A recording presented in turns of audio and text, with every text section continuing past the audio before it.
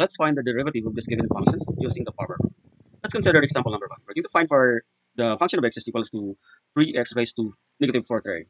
We have some points considered. First is to multiply, second is to subtract, and third is to simplify. First, dun tayo sa una. We have to multiply the exponent dun sa kanyang base. That's equals to 4 times 3. That's equals to 12. Then we will just copy the denominator, which is equals to 3. So we have now 12, negative 12 over 3. Then, kokopyahin lamang po natin yung x.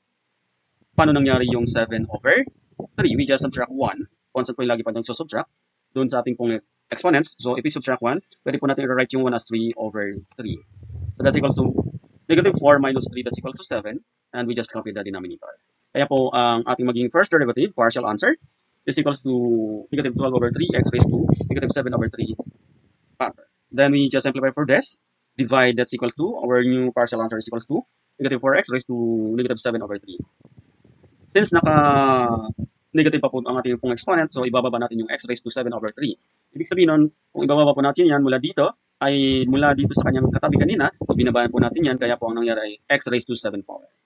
And then, pagkatapos po nun, pwede po natin i-write into a radical expression yung ating pong given answer. So yung 4, we just copy for that. Then yung ating pong denominator, lagay po natin sa radical expressions. Yung x po ay ito po yun, syempre. Yung ating number 7, which is the numerator, is always your exponent inside the radical expression. Then yung ating pong denominator is your index. So that is your first derivative of your problem. Now, let's consider example number 2. H of x is equals to 1 over the square root of x. First step is to let this exponent or denominator in an exponential form. This will become x raised to 1/2 kung ilalabas po natin yan. Pero since nasa ilalim, so, after natin na magawa po yan, kailangan i-raise natin dito, itatabi natin siya. So, magiging positive po yung pag iniangat natin sa taas. Then, saka lang tayo mag-multiply and subtract by 1. Unahin natin yung kanyang multiplication.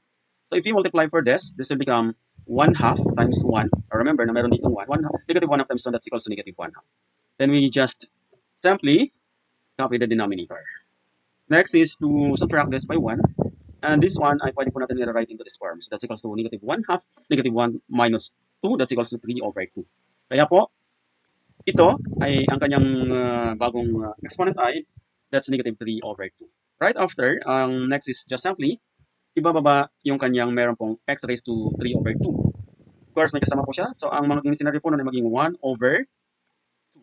Then negative po yun. Then ito po, ibababa natin, kaya mapupunta siya dito, x. Magiging positive na po yung pag binaba, and therefore dito na po ang ating magiging bagong expression. So, in this form. So, this will become your next or partial derivative that's equals to negative 1 over 2 the square root of x cubed. Bakit po? Kasi naka-exponent siya kanina dito. Then, ilalagay lang natin sa kanyang radical form. Yung 2, yun po yung nandito. Then, itong number 2 na yan, yun naman po yung kanyang denominator lang. How about example number 3? Let's find out for example number 3. We just have to raise this. So, pag ito po ay, itong pong atin pong problem ay iniangat po natin sa taas. Ibig sabihin nun, 2, tapos pag iniangat po natin yan, magiging x raised to negative 4. So, magiging negative 4 pag nagre-raise tayo doon sa kanyang denominator. So, this will become, and then we have now to subtract for that, 2x raised to negative 4. If we subtract for that, this will become 5. Pero, unahin muna natin, we have first to multiply negative 4 doon sa kanyang base, that's equals to 8. Then we subtract negative 4 minus 1, that's equals to negative 5. Then, baba na ulit natin since kailangan natin ng positive side.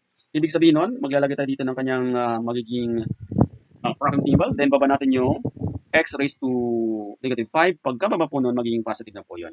Then, that is our final answer. Have a nice day.